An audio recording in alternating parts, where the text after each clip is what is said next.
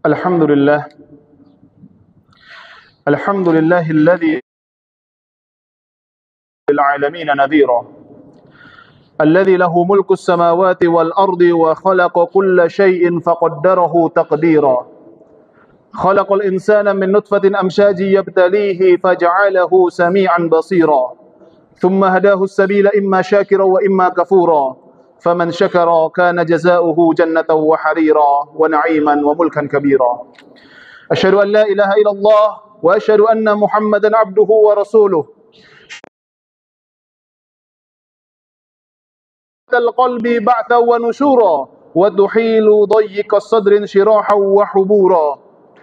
Allahumma salli wa sallim wa barik ala khairi khalqihi khalqan wa khuluqa sayyidina Muhammadin ibni Abdillahil mursali mubasysyiran wa nadhira wa da'iyan ila Allah bi'idnihi wa sirajan munira wa ala alihi wa ashabihi wa man tabi'ahum ila yaumin yalqahumullahu nadratan wa surura wa jazahum bima sabaru jannatan wa harira. Amma ba'du, fa ya ibadallah, fa inni usikum wa nafsi bitaqwallahil aliyyil azim al-qaili fi ya ibadallah, fa inni usikum wa nafsi bitaqwallahil aliyyil azim al-qaili fi muhkami kitabihi a'udzu billahi minasyaitonir rajim.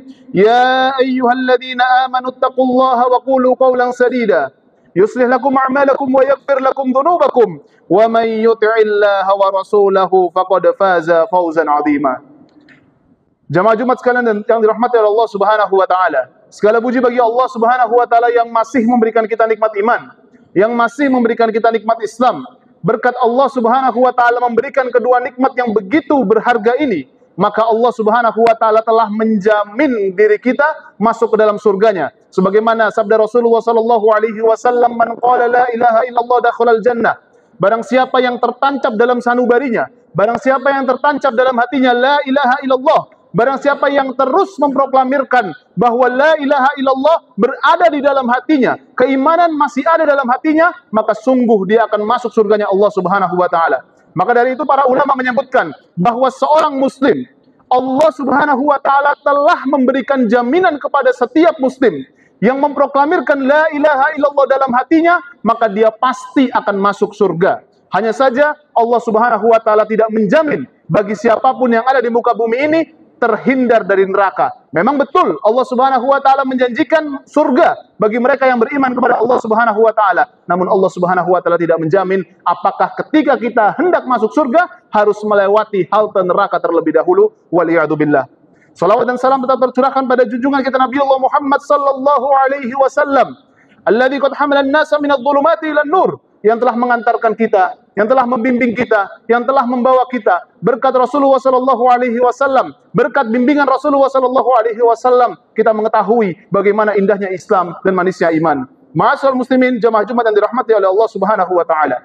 Allah Subhanahu wa taala menjadikan waktu, menciptakan tanggal, menciptakan bulan. Allah Subhanahu wa taala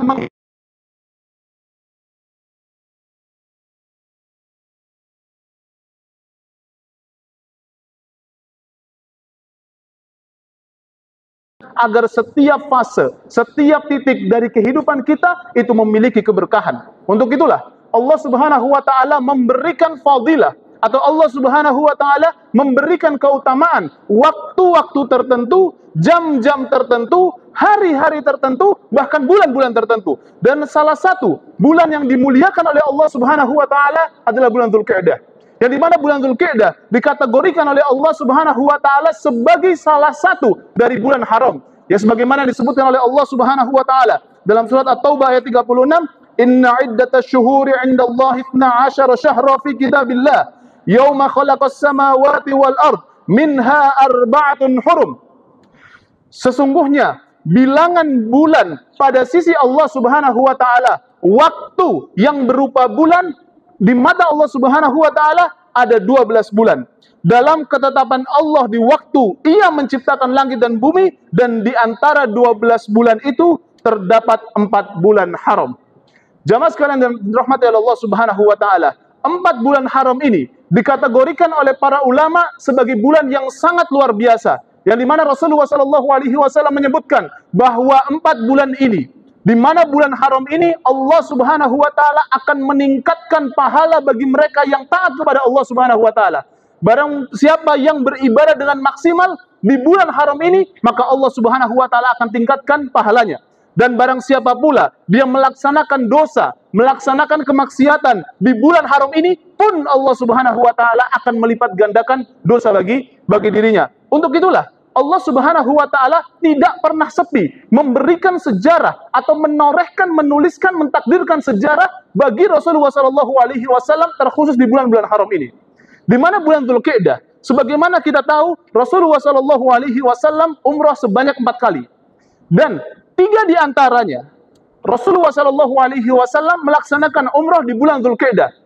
Dan mari kita mengambil satu sampel di mana Rasulullah sallallahu alaihi wasallam umrah di bulan Dzulqa'dah pada tahun ke-6 Hijriah.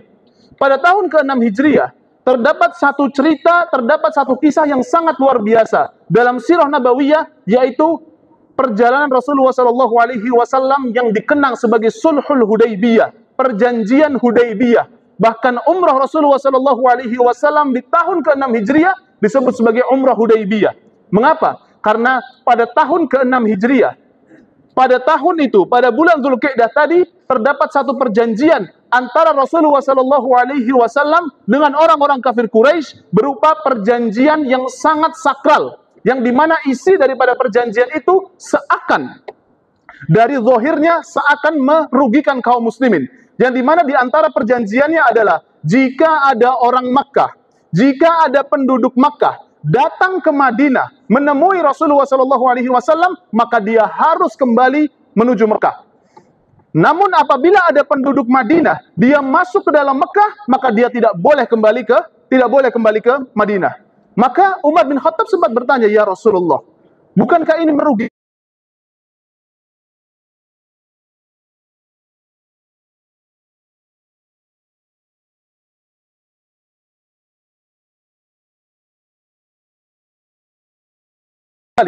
Maka Rasulullah sallallahu alaihi wasallam tidak menjawab pernyataan Umar.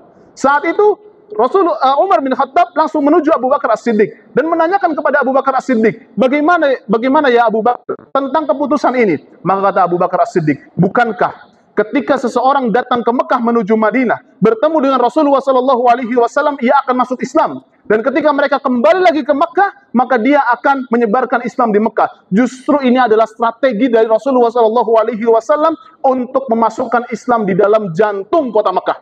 Dan ketika ada orang-orang Madinah datang menuju Mekah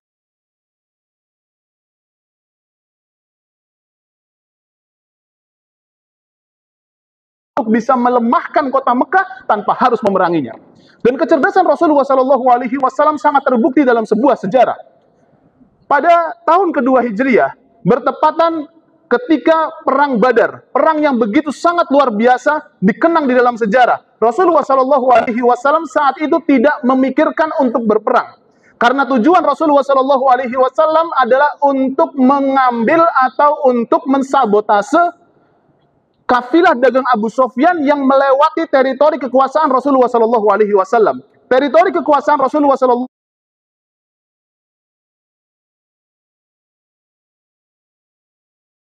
teritori kekuasaan sebuah negara yang sedang berperang pada saat itu, maka otomatis negara yang ada di dalamnya akan menangkap sosok yang melewati atau masuk secara ilegal ke dalam negara tersebut.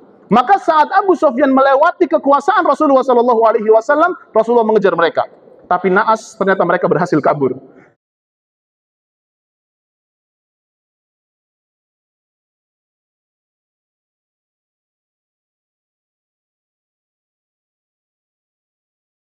Berapa jumlah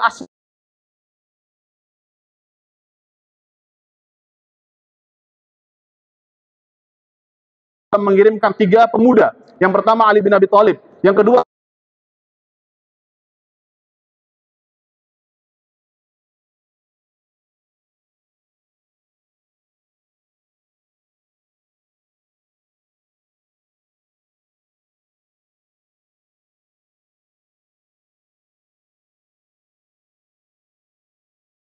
jumlah kalian. Tapi ternyata pelayan ini tidak mau mengungkapkan berapa jumlah pasukan mereka. Pelayan ini bungkam. Setelah Ali bin Abi Thalib memaksanya untuk mengeluarkan informasi,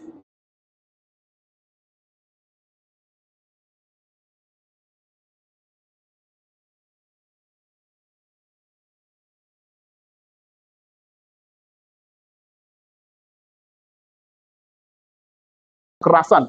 Menginterogasi itu perlu dengan cara-cara yang elegan, cara-cara yang cerdas. Akhirnya Rasulullah Shallallahu Alaihi Wasallam menginterogasi pelayan tadi, sembari mengatakan, tugasmu sebagai apa?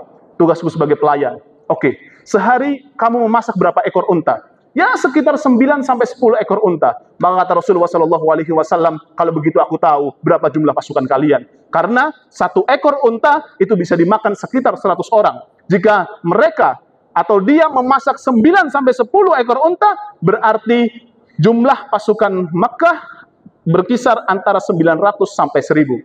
Masalah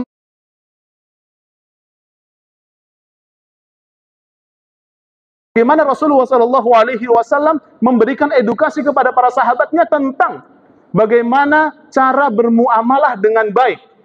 Bermuamalah dengan baik. Maka dari itu, cara-cara bermuamalah dengan baik, ibadah dengan baik,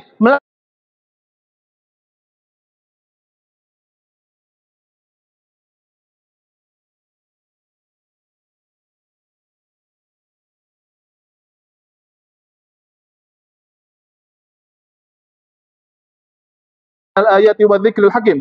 Aqulu qawli hadza wastaghfirullahu li wa lakum wastaghfiru innahu huwal ghafurur rahim. Astaghfirullahaladzim, astaghfirullahaladzim.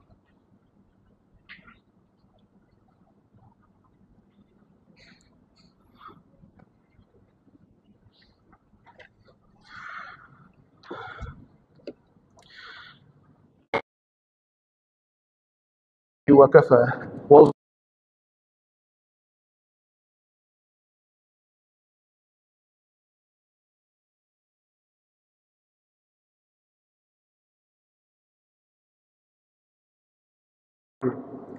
فيا أيها المسلمون أوصيكم ونفسي بتقوى الله العلي العظيم واعلموا أن الله أمركم بأمر عظيم أمركم بالصلاة والسلام على نبيه الكريم فقال إن الله وملائكته يصلون على النبي يا أيها الذين آمنوا صلوا عليه وسلموا تسليما.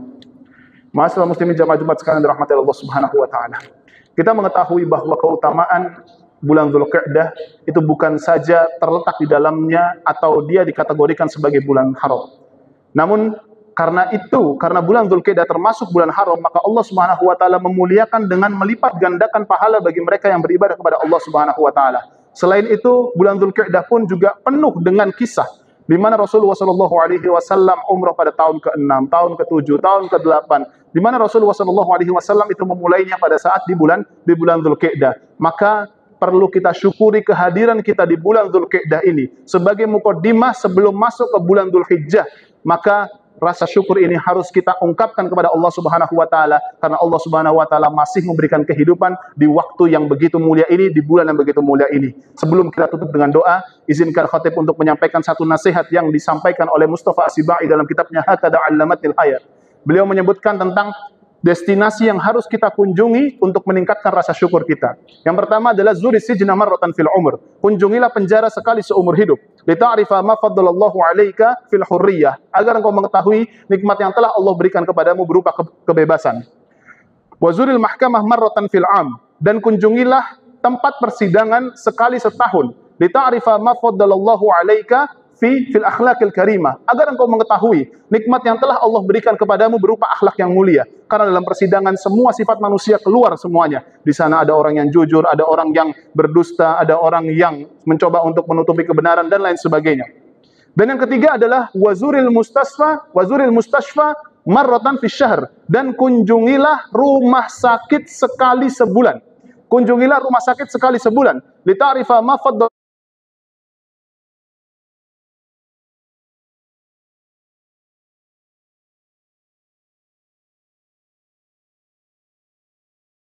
kunjungilah kebun-kebun yang indah itu sekali seminggu, sekali sepekan. Lita'rifa ma faddalallahu 'alaika fi jamalit tabi'ah, agar engkau mengetahui nikmat yang telah Allah berikan kepadamu berupa pemandangan yang indah. Wazuril maktabah marratan fil yaum, kunjungilah perpustakaan sekali sehari. Bacalah buku setiap hari. Lita'rifa ma faddalallahu 'alaika fil aql, agar engkau mengetahui nikmat yang telah Allah berikan kepada Allah Subhanahu wa ta'ala.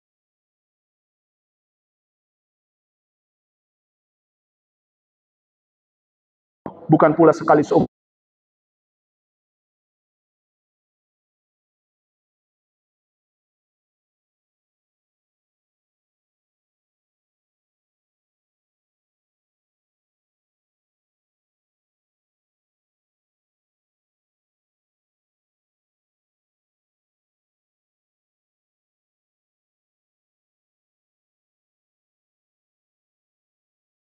بسم الله الرحمن الرحيم الحمد لله رب العالمين الرحمن الرحيم مالك يوم الدين إياك نعبد وإياك نستعين اهدنا الصراط المستقيم صراط الذين أنعمت عليهم غير المغضوب عليهم ولا الضالين آمين اللهم اغفر للمسلمين والمسلمات والمؤمنين والمؤمنات الأحياء منهم والأموات إنك سميع قريب مجيب الدعوات ويا قاضي الحاجات اللهم إنا نسألك الهدى والتقى والعفاف والغنى اللهم إنا نسألك علما نافعا ورزقا طيبا وعملا متقبلا اللهم إنا نسألك الهدى والسداد اللهم إنا نعوذ بك من العجز والكسل والبخل والهرم وعذاب القبر اللهم آت نفوسنا تقواها وزكها أنت خير من زكاها أنت وليها ومولاها اللهم إنا نعوذ بك من علم لا ينفع ومن قلب لا يخشع ومن نفس لا تشبع ومن دعوة لا يستجاب لها اللهم أصلح لنا ديننا الذي هو عصمة أمرنا وأصلح لنا دنيانا التي فيها معاشنا وأصلح لنا آخرتنا التي فيها معادنا واجعل الحياة زيادة لنا في كل خير واجعل الموت راحة لنا من كل شر اللهم آتنا في الدنيا حسنة وفي الآخرة حسنة وقنا عذاب النار سبحان ربك رب العزة عما يصفون وسلام على المرسلين والحمد لله رب العالمين أقيموا الصلاة